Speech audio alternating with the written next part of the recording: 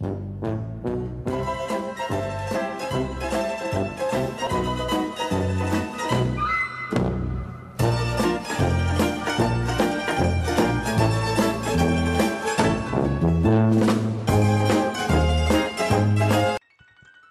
yo, what is up, my folks? Shizzlers, it's your boy FizzleTheHizzle, aka Ben here.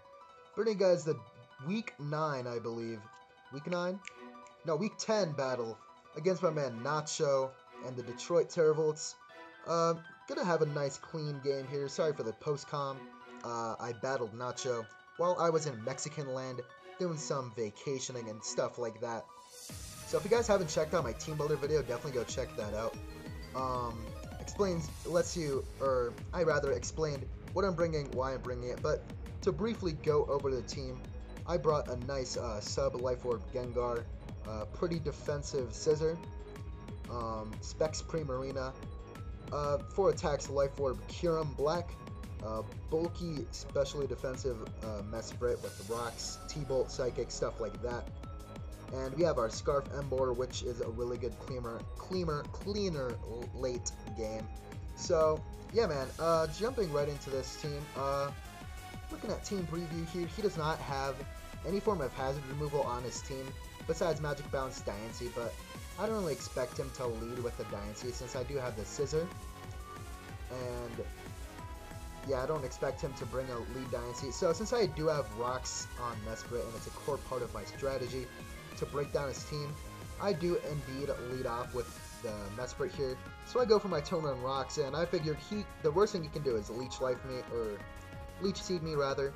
So he does go with the Flash Cannon. He shows the Flash Cannon. So I get a big Thunderbolt here just to gauge what kind of Celesteela this thing was. And it seemed like he was a more specially defensive Celesteela, so that's really good to know, so that Emboar can like basically one-shot it later. And stuff like that, so that's pretty dope. I decided to keep Thunderbolting away because if he switched in to his Piloswine, I could get a free Toxic. And I was okay with trading a Toxic for him going for Rocks here, but he actually decides to go for the Toxic right here. So, in this case, I'm thinking, okay, he's definitely going to go for Rocks next turn. So I'm going to get my Kyurem Black in for free before he gets up Rocks, and put a nice dent in this Piloswine. Even though it can take one hit, the Toxic damage is going to whittle it down. So I do go for the Life Orb Iron Head with Todoroki here, and we do get a flinch, which was pretty unfortunate, but he couldn't really do anything to me back besides Toxic.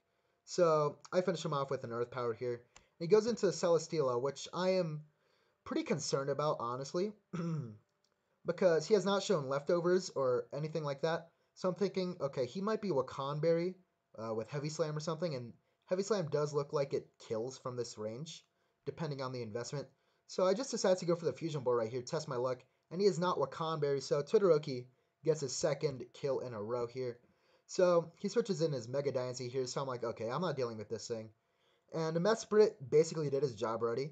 Celesteela is gone, and it got up Rocks, so I don't really need this thing anymore, so basically sack this thing off, as he does get a +2 defense boost with his Diamond Storm, which is pretty unfortunate, but I do go Scissor here, and +2 defense. Diancie lets him live a Bullet Punch, so that's definitely scary.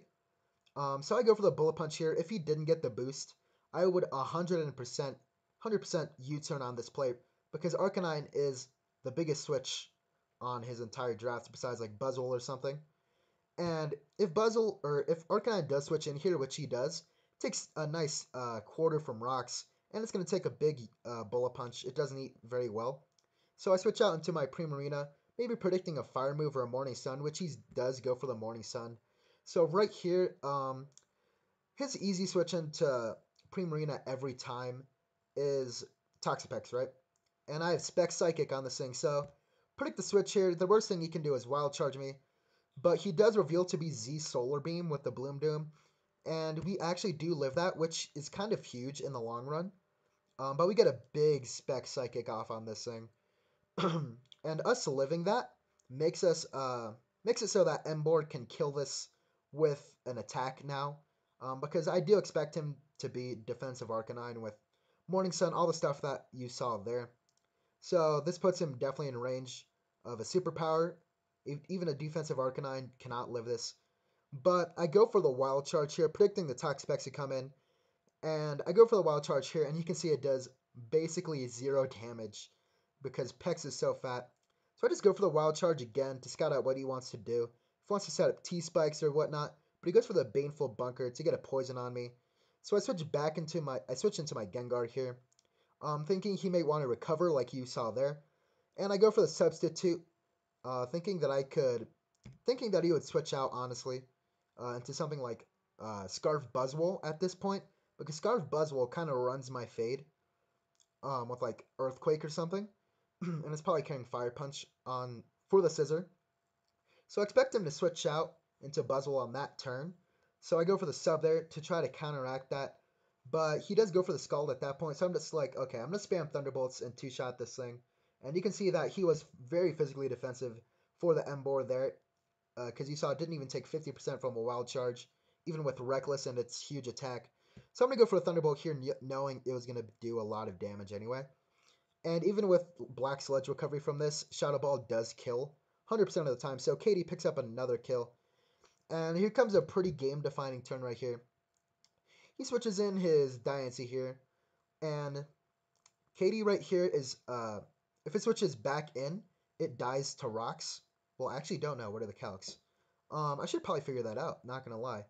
But I figured I can sack this thing off because if he tries to set up a Calm Mind or Rock Polish in front of me, that would be totally okay. Because I have a Mega Scissor in the back that kills him 100% at the range he is at. So, I actually do win the speed tie, going for Sludge Wave, and we do kill the Diancie. Now, at this point, I was just completely terrified of Scarf Buzzwole.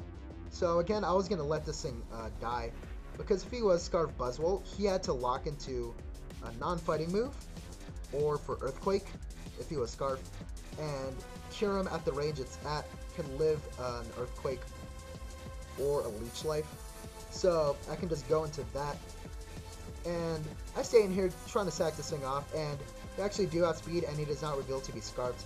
So Katie gets his 3rd kill of the game, and yeah, that was pretty big, because if he won the speed tie, we could have lost differential, which would be pretty not good, and yeah, that's basically the only reason we're locked for playoffs anyway.